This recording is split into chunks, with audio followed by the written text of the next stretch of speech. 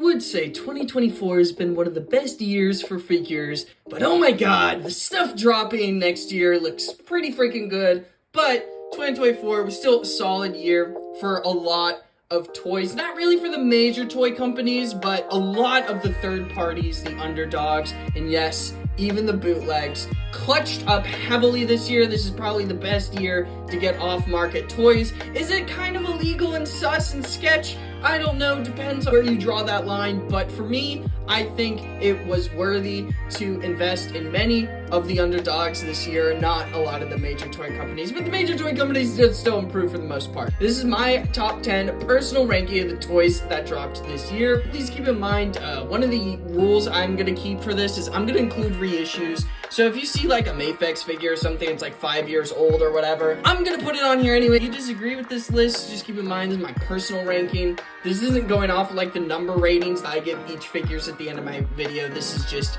my personal rating. Keep in mind, I didn't get every single toy that I wanted this year. But I did get mostly everything. So, without further ado, let's start with the honorable mentions.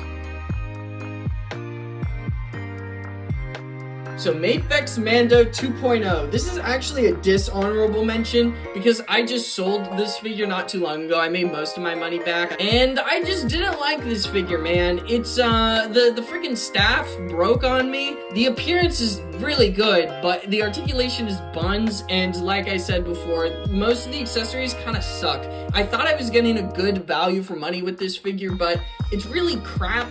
A lot of the accessories don't work or will break very easily. And so I would really only recommend this figure if you're a Star Wars fan who will put this figure on a shelf and never touch it again. As a toy that you can play with, it's pretty not satisfying. In short, this guy cost me a lot of money. And it's the most I think I've ever paid for a single action figure. And it's the most I paid for an action figure at retail as well. Like, I've never spent more money than I have on this figure. And I bought it from Big Bad Toy Store. I don't regret it, but I'm low-key ashamed. But also, it's my GOAT Wolverine, so I don't care. Next honorable mention, and the last one, is the Naruto 99 and the Sage Mode Naruto from Tamashii Nations. The reason why these aren't on the list, and also I don't have footage for the Sage Mode, I didn't get them in time to record this, but the reason why these aren't in the top 10 is because these are previously released figures from last year, and I think they're worse versions of it. Naruto 99 I only really like for the wash difference on the outfit. I like how it's a more muted and less bright colors, and I like the face sculpts on the Naruto 99 more, but otherwise it's pretty much worse than the $35 figure. And while the Sage Mode Naruto is pretty good, it was $90 freaking on Premium Bandai, so yeah, I can't really justify putting that in my top 10. Kaiju number 8 from SH Figuarts. He's a good figure from a good anime. It was a really big anime this summer, and I haven't heard really a lot from it since it ended over the summer, and the hype has kind of died for me. So I haven't bought any others from the line yet, and also the others besides Kaiju number 9 are kind of iffy, but I still think this figure is solid. I did a review on him as well, so if you want to check that out. But yeah, honestly, can't really go wrong with this guy for 50 bucks, and if you like the anime or you like Kaiju or whatever, this guy will fit perfect into your collection. Mafex Venom. It's not the look everyone thinks of when they think of Venom. It's not necessarily mine either, but he's a solid release from Mafex, and I'm really glad they reissued him. I do not regret this purchase at all. I think he is awesome, comes with a good load of stuff, and moves super well. He's probably one of the most articulated Venom figures, by far one of the most comic articulated Venom figures. I know they have the movie ones, but I got this one because it was cheaper. Till a really good giant comic Venom figure comes out that's like super articulated like this one, I think I'll be fine with this one in my collection. Now, I was going to do a review on Kid Buu, but I was kind of lazy after school ended, and there's not much to say other than he looks phenomenal and the value is definitely there. I paid around 50 bucks for him on AliExpress, but there are some issues that lie in his functionality. His waist is real loose, and the death ball accessory thing he comes with is pure crap. It makes him super top heavy. It's hard to put together. It falls apart. It is super not worth using. He's gonna be a bit of a pain getting out of the box, and you know, swapping hands and heads were also a bit of a struggle as the pegs would constantly pop out. So you're gonna be struggling with him for a couple of days, but once you get past how to deal with these issues, he starts to get really good. So in the long run, I think he is worth it, and you will get a lot of enjoyment if you are a fan of Kid Buu.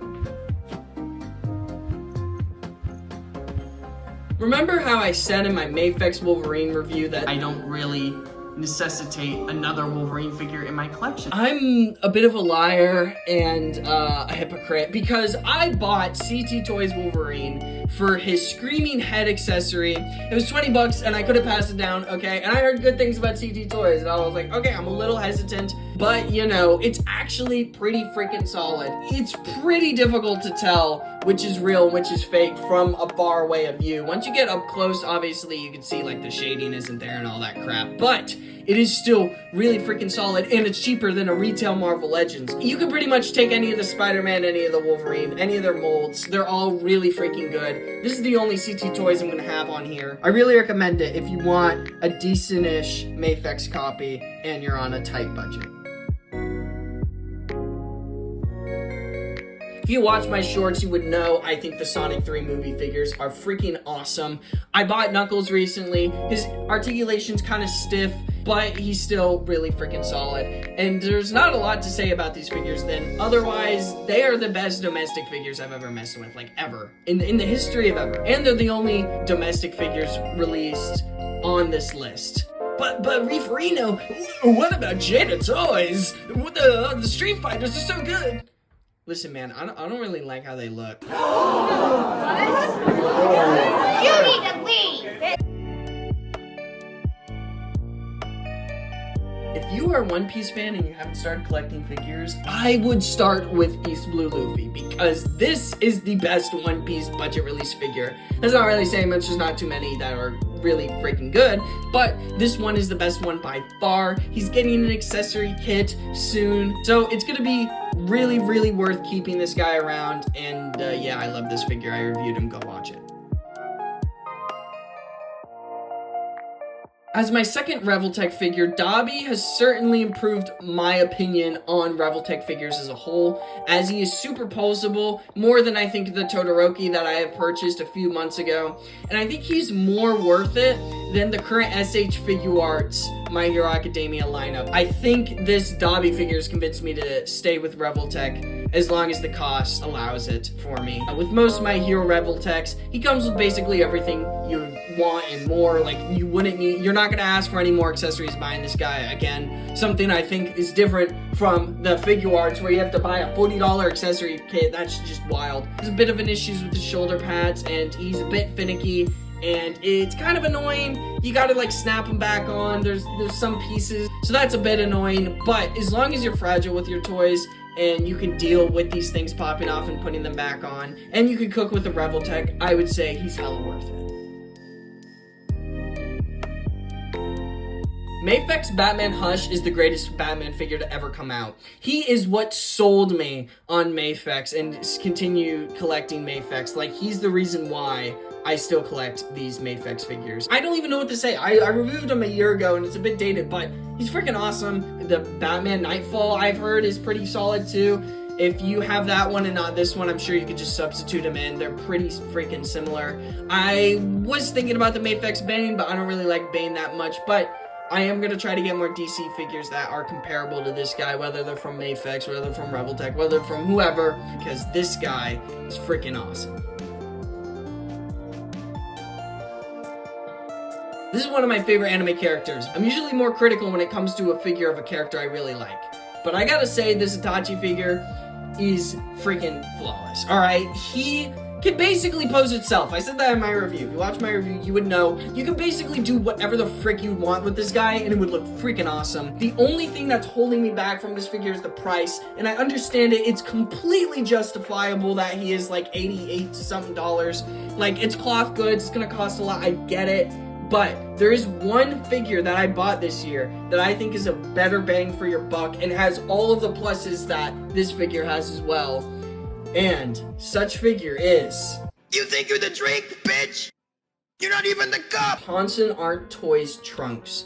Bro, Tonson cooked a 6-star meal with this figure. It is genuinely one of the best Dragon Ball figures I've ever laid my hands on. And I have quite a few of those. I think I have almost 20 Dragon Ball figures.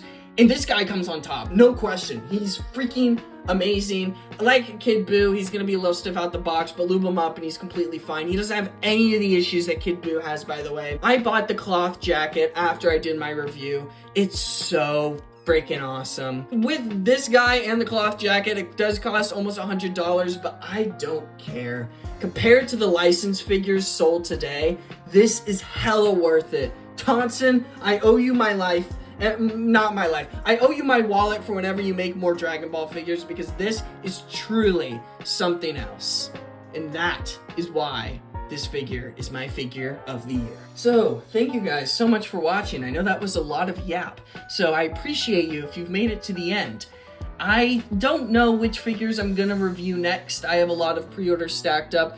I'm kind of burnt out of making stop motions currently, so if you do want to see more of my stop motions in my reviews, please go out and support them. Your support is always appreciated, and yeah, that's about it from me. I hope you guys had a Merry Christmas, Happy Hanukkah, all that stuff, and I hope you have a Happy New Year. See you guys in 2025.